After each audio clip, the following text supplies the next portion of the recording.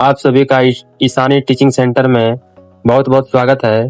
जैसा कि पिछला वीडियो में आपको मैं 15 प्रश्नों का डिस्कशन कराया था, जो कि रासायनिक अभिक्रिया और समीकरण से था, जो कि रसायन शास्त्र से चैप्टर 1 से है। और उसके आगे मैं कहा था कि आगे क्वेश्चन मैं और आपको कराऊंगा। तो जैसा मैंने वादा किया था उस तरह से मैं फिर से आज मैं हाजिर हूँ आपके साथ में। और चलते ज्यादा मैं बात तो करूंगा नहीं और मैं चलता हूँ, आज वीडियो शुरू करता हूँ क्वेश्चन नंबर 16 से। जैसा कि मैग्नीशियम प्लस ऑक्सीजन सब जब अभिक्रिया करता है तो मैग्नीशियम ऑक्साइड बनता है। ये बच्चों आपको हम पहले भी बताए थे। मैग्नीशियम जो है जब ऑक्सीजन से अभिक्रिया करता है तो मैग्नीशियम ऑक्साइड बनता है। तो ये किस प्रकार की अभिक्रिया का उदाहरण है? तो बच्चों मैंने आपको बताया था, जब दो अभिकर्मक हो और एकल उत्पाद हो तो कौन सी अभिक्रिया होगी? संयोजन अभिक्रिया। तो आपको कौन सा ऑप्शन में दिख रहा है? ये option number D for dog. Next प्रश्न हम लोग चलेंगे। अंगूर का किण्वन करना एक अभिक्रिया है, रासायनिक परिवर्तन, भौतिक परिवर्तन, या फिर क्या कर सकते हैं ए और बी दोनों, या उनमें से कोई नहीं? बच्चों आपको मैं कल भी बताया था, दो तरह के परिवर्तन होते हैं, एक भौतिक परिवर्तन और एक रासायनिक परिवर्तन। भौतिक परिवर्तन वैसे परिवर्तन को कहते हैं जिसमें अवस्था तो बदलता है लेकिन पुनः उस अवस्था में वो आ सकता है मूल रूप में। लेकिन रासायनिक अभिक्रिया में अगर कोई वस्तु अपना रूप बदलता है तो वो पुनः अवस्था में नहीं आ सकता है। तो अंगूर का जब किण्वन ही हो जाएगा तो वो पुनः अवस्था में आ सकता है क्या? नहीं आएगा। तो इसका ऑप्शन नंबर आपका जो होगा ए नंबर हो जाएगा, जो कि रासायनिक अभिक्रिया है 17 का। अगले प्रश्न में हम लोग चलेंगे। अगला प्रश्न है लेड नाइट्रेट और पोटासियम आयोडाइड के विलयन को मिलाने पर अवक्षेपण बनता है। इस अवक्षेपण का रंग कैसा होता है? तो आपको हम बताए थे, लेड नाइट्राइट और पोटासियम आयोडाइड के विलयन को जब मिलाते हैं अवक्षेपण तो बनता ही बनता है। इसका रंग जो होता है वो होता है पीला। कैसा रंग होता है बच्चों? पीला। अगला प्रश्न है निम्नलिखित में से कौन रेडॉक्स अभिक्रिया है? तो ये जानने से पहले हम लोगों को जानना ये जरूरी है कि रेडॉक्स अभिक्रिया कहते किसको है। रेडॉक्स अभिक्रिया वैसे अभिक्रिया को कहते हैं जिसमें ऑक्सीकरण और ऑक्सीकारक दोनों हो, जिसमें ऑक्सीकरण भी हो यानी कि ऑक्सीडेशन भी हो और रिडक्शन भी हो। सीधा सीधा समझना है। रेडॉक्स अभिक्रिया कहते किसको है? जिसमें ऑक्सीडेशन भी हो और रिडक्शन भी हो। तो इसमें ऑप्शन में आप देख रहे होंगे ऑक्सीडेशन और रिडक्शन दोनों एक साथ किसमें हो रहा है। तो बच्चों आपको ये बताए थे ऑक्सीडेशन कहते किसको है, रिडक्शन कहते किसको है। एक बार पुनः मैं आपको याद दिलाना चाहता हूँ। ऑक्सीडेशन जिसमें ऑक्सीजन की वृद्धि होती है और हाइड्रोजन की हानि होती है, और रिडक्शन जो कि हाइड्रोजन की वृद्धि होती है और ऑक्सीजन की क्या होती है? हानि होती है। तो देखिए पहला जो ऑप्शन है इसमें अभिकारक में 2 हाइड्रोजन है और जबकि उत्पाद में एक ही हाइड्रोजन है। मतलब क्या हुआ? इसमें हाइड्रोजन की हानि हुई, तो मतलब हो गया ना रिडक्शन। और अगर उल्टा उत्पाद से लेते हैं तो उत्पाद में हाइड्रोजन 1 है और इस बार जब अभिकारक में आते हैं यहाँ हाइड्रोजन 2 है, तो इसमें क्या हुई? हाइड्रोजन की वृद्धि हुई, तो हो गया ना ऑक्सीडेशन। तो oxidation and reduction both are in option a, यानी कि पहला ऑप्शन में हम लोग चलेंगे, जो कि H2 प्लस Cl2 से अभिक्रिया करके HCl बनता है। अगला प्रश्न है कॉपर चूर्ण को वायु में गर्म करने पर इसके सतह पर कॉपर ऑक्साइड की एक परत जम जाती है। इस परत का रंग जो होता है वो कैसा होता है? तो कॉपर चूर्ण जब वायु में गर्म करेंगे तो कॉपर ऑक्साइड का रंग जो होता है बच्चों वो काला हो जाता है। नेक्स्ट प्रश्न है मैग्नीशियम के रिबन को रेंगमाल से रगड़कर दहन प्रक्रिया की जाती है क्योंकि? आपको पिछले भी प्रश्न आया था इसमें, जब मैग्नीशियम रिबन का हम लोग दहन करते हैं तो उससे कौन सा प्रकाश निकलता है? तो बच्चों कौन सा प्रकाश निकलता है? उजला। Very good. तो आपका उजला जो प्रकाश निकलता है, तो पहला ऑप्शन में आपको दिया है मैग्नीशियम की सतह, रिबन की सतह रुखड़ी है। दूसरा ऑप्शन आपको दिया गया है मैग्नीशियम की रिबन की सतह पर से मैग्नीशियम ऑक्साइड की परत को हटाया जाता है। यही ऑप्शन आपका सही है। मैग्नीशियम के रिबन के सतह से क्या करते हैं, मैग्नीशियम ऑक्साइड की परत को हटाते हैं, चढ़ाते नहीं हटाते हैं, क्योंकि आपको पता है मैग्नीशियम के रिबन जब ऐसे खुले में रखते हैं तो ये क्या करती है, ऑक्सीजन से अभिक्रिया कर लेती है, और जब ऑक्सीजन से अभिक्रिया करती है क्या बन जाती है, मैग्नीशियम ऑक्साइड बन जाती है। इसलिए उसको रेंगमाल से रगड़ करके दहन प्रक्रिया में शामिल किया जाता है। तो इसका option number b for ball. Next प्रश्न है, अगर किसी रासायनिक अभिक्रिया में हाइड्रोजन का अनुपात बढ़ जाए, क्या बोला बच्चा, हाइड्रोजन का अनुपात बढ़ जाए और ऑक्सीजन का अनुपात घट जाए, तो ऐसी अभिक्रिया को क्या कहते हैं। आपको पढ़ाए थे उपचयन और अपचयन, ऑक्सीडेशन और रिडक्शन। सर यहाँ तो ऑक्सीडेशन और रिडक्शन लिखा नहीं है, यहाँ तो अपचयन और उपचयन लिखा हुआ है।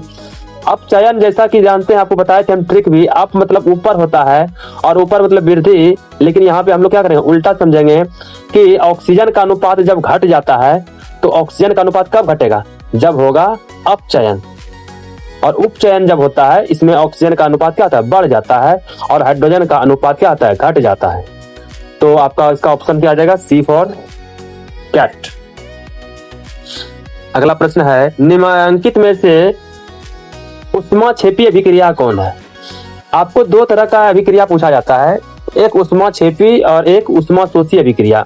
तो ऊष्माक्षेपी अभिक्रिया वैसे अभिक्रिया को कहते हैं जिसमें उत्पाद के रूप में आपको ऊष्मा मिले, और ऊष्माशोषी उससे अभिक्रिया कहते हैं जिस अभिक्रिया में ऊष्मा को क्या किया जाए, अवशोषित किया जाए, उसको ऊष्माशोषी भी कहते हैं। जो आपको ऑप्शन एक में आपको साफ साफ दिख रहा है, सी कार्बन प्लस ऑक्सीजन से अभिक्रिया क्या, तो CO2 प्लस क्या निकल गया, ऊष्मा निकल गया, तो ऑप्शन नंबर ए। नेक्स्ट प्रश्न है, वे अभिक्रियाएं जिनमें अभिकारकों के बीच आयनों का आदान प्रदान होता है। तो वे अभिक्रियाएं जिसके अभिकारकों के बीच आयनों का आदान प्रदान होता है, तो देखिए आयनों के बीच जब आदान प्रदान हो जाएगा तो ये आपका द्विविस्थापन अभिक्रिया कहलाएगा, ऑप्शन नंबर सी। नेक्स्ट प्रश्न है, निम्नलिखित में से कौन सी सूचना रासायनिक समीकरण से प्राप्त नहीं होती है। निम्नलिखित में से कौन सी सूचना रासायनिक समीकरण से प्राप्त नहीं होती है, मतलब भौतिक समीकरण कह रही है। ये 25 नंबर जो आपका है, प्रतिक्रिया के रंग है, कि प्रतिफलों के मोलों का अनुपात है, कि अभिकारकों के सूत्र हैं, कि अभिकारकों की उपस्थिति परमाणु है। इसका आंसर हो जाएगा आपका प्रतिक्रिया के रंग। नेक्स्ट प्रश्न है, मैग्नीशियम प्लस ऑक्साइड को जब कराते हैं अभी ऑक्सीजन को, तब मैग्नीशियम ऑक्साइड बनता है। यह रासायनिक समीकरण किस प्रकार का अभिक्रिया, ये कंकाली है, संतुलित है, ऊष्माशोषी है, या ऊष्माक्षेपी है। तो बच्चों जो ये आप लोग को देख रहे हैं, मैग्नीशियम, इधर 2 मैग्नीशियम है, ऑक्सीजन भी 2 है, और इधर क्या है, इधर भी 2 मैग्नीशियम 2 ऑक्सीजन है, तो दोनों LHS और RHS क्या है, बराबर है। तो ये कौन सी अभिक्रिया है, समीकरण है, संतुलित समीकरण है। और कंकाली किसको बोलते हैं, कंकाली वैसे समीकरण को कहते हैं जो संतुलित नहीं होता है, उसको कंकाली समीकरण कहते हैं। और संतुलित जो LHS और RHS दोनों बराबर, अभिकारक और उत्पाद दोनों क्या आते हैं, जब अनुपात बराबर होते हैं तो वो क्या जाते हैं, संतुलित हो जाते हैं। और ऊष्माशोषी तो आपको बताया ही है अभी तुरंत कि ऊष्माशोषी अभिक्रिया वैसे अभिक्रिया करते हैं जिसमें अभिकारक में वो क्या कहते हैं, एक तरह से उत्पाद तैयार करने के लिए आपको ऊष्मा की जरूरत होती है। और ऊष्माक्षेपी अभिक्रिया वैसे अभिक्रिया को कहते हैं जिसमें ऊष्मा उत्पाद के रूप में हमें प्राप्त होती है। अगला प्रश्न है 27 नंबर, बेरियम हाइड्रोक्साइड और अमोनियम क्लोराइड को 2:1 के अनुपात में मिलाने पर पात्र ठंडा हो जाता है, तो यह किस अभिक्रिया का उदाहरण है। तो बेरियम हाइड्रोक्साइड और अमोनियम ऑक्साइड का कितना अनुपात है, 2:1, और मिलने पर पात्र क्या जाता है, ठंडा हो जाता है। देखिए पात्र क्या हो जाता है, ठंडा हो जाता है। तो पात्र जब अगर गर्म हो जाता तो हो जाता ऊष्माक्षेपी अभिक्रिया, लेकिन यहाँ हो गया ठंडा तो हो गया ऊष्माशोषी अभिक्रिया, option b for ball. Next प्रश्न है, सूर्य के प्रकाश की उपस्थिति में पौधे कार्बन डाइऑक्साइड H2O से अपना भोजन तैयार करते हैं, यह निम्न में से कौन सी क्रिया है। तो बच्चों आप लोग पढ़े होंगे कि जब पौधे अपना भोजन बनाते हैं उस समय कार्बन डाइऑक्साइड चाहिए, उसको जल चाहिए, और सूर्य का प्रकाश चाहिए। तो इससे क्या तैयार कर रहा है, ग्लूकोज तैयार कर रहा है। और जब ग्लूकोज तैयार कर रहा है तो ये कौन सा अभिक्रिया है, प्रकाश रासायनिक अभिक्रिया। अगला प्रश्न है, निम्नलिखित में से कौन सूर्य के निम्नलिखित में से कौन सूर्य प्रकाश अवघटित हो जाता है? तो सूर्य का प्रकाश जो अवघटित होता है सिल्वर ब्रोमाइड AgBr। चूना पत्थर को उष्मा देने पर कैल्शियम ऑक्साइड और कार्बन डाइऑक्साइड प्राप्त होता है, इस अभिक्रिया को क्या कहते हैं?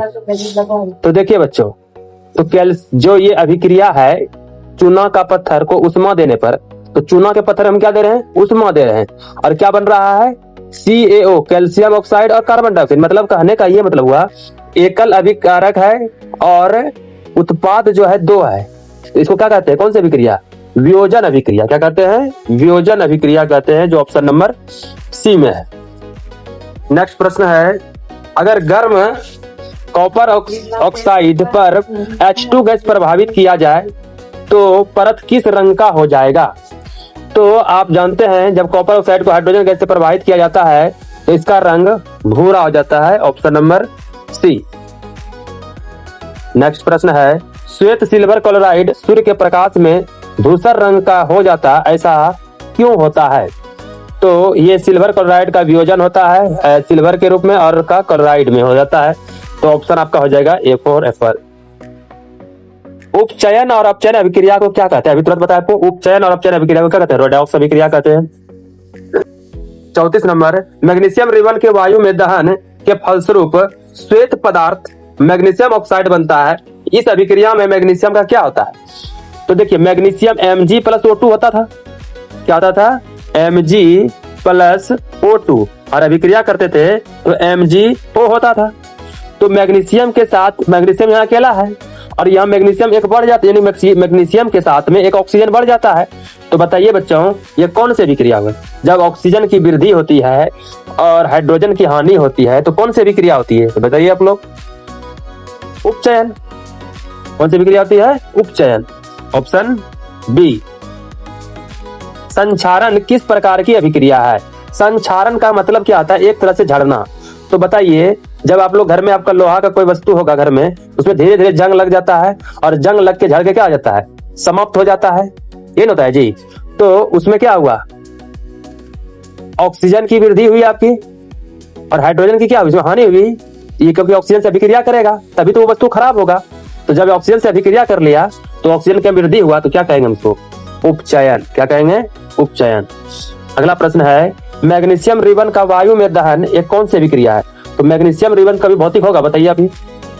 कोई परिवर्तन नहीं होगा, जलेगा ही रिबन, आपको शुरू में ही बताए। और कोई अभिकारक नहीं होगा, बिल्कुल भी नहीं। ये कैसा परिवर्तन है? रासायनिक परिवर्तन है।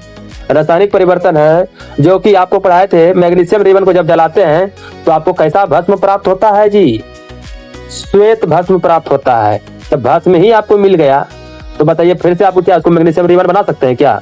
बिल्कुल भी नहीं। तो इसका ऑप्शन हो जाएगा डी, रासायनिक परिवर्तन। 37 नंबर प्रश्न है, प्राकृतिक गैस का दहन किस प्रकार की अभिक्रिया है? तो प्राकृतिक गैस जो आप लोग घर में यूज करते हैं, जो कि नेचुरल गैस भी कहते हैं हम लोग हैं, और ये किस प्रकार की अभिक्रिया है? तो बताइए। बताइए, आप घर में जब गैस जलाते हो क्या मिलता है उसमें? उष्मा मिलती है आपको? मिलती है कि नहीं? तो मिलती है। जब उष्मा आपको उत्पाद के रूप में प्राप्त होता है उसको कौन सी अभिक्रिया कहते हैं? उष्मा क्षेपी अभिक्रिया कहते हैं। आज 38वां प्रश्न है, जिन रासायनिक अभिक्रियाओं में उत्पाद के साथ उष्मा उत्पन्न होती है, क्या बोला जी? जिन रासायनिक अभिक्रियाओं में उत्पाद के साथ उष्मा उत्पन्न होती है, अभी आपको पिछले ही सवाल में आपको बताए थे, जब उष्मा उत्पन्न हो तो उष्मा क्षेपी अभिक्रिया होती है। नेक्स्ट प्रश्न है, और इसके बाद आपका अंतिम प्रश्न होगा, मैग्नीशियम रिबन के दहन होने पर किस प्रकृति की लौ उत्पन्न होती है? मैग्नीशियम रिबन, तो अभी आपको इसका भी सवाल बताए थे, श्वेत होती है और क्या होती है? चमकदार होती है, ऑप्शन नंबर सी। थोड़ा सा आप लोग वीडियो को शेयर करेंगे, लाइक कर दीजिएगा थोड़ा सा, और चैनल को सब्सक्राइब करेंगे, तो इससे थोड़ा सा मुझे भी मोटिवेट मिलती है और आगे मैं अधिक से अधिक आपका वीडियो मैं बनाने के लिए मैं प्रेरित होता हूँ। इसलिए थोड़ा सा चैनल को आप लोग लाइक करेंगे और सब्सक्राइब करेंगे, जिससे कि हमें और भी अधिक वीडियो बनाने के लिए प्रेरणा मिले। तो क्वेश्चन नंबर 40, जिंक तथा लेड कॉपर की अपेक्षा, जिंक तथा लेड कॉपर की अपेक्षा क्या होता है? बताइए। तो कम क्रियाशील, कि अधिक क्रियाशील, कि समान क्रियाशील, कि इनमें से कोई नहीं। तो जिंक और लेड जो होता है वो कॉपर की अपेक्षा अधिक अभिक्रियाशील होती है। तो आज का ये अंतिम प्रश्न था आपके लिए, तो थोड़ा सा शेयर वेयर कर दीजिएगा, और क्या ज्यादा तो मैं कुछ कहूंगा नहीं।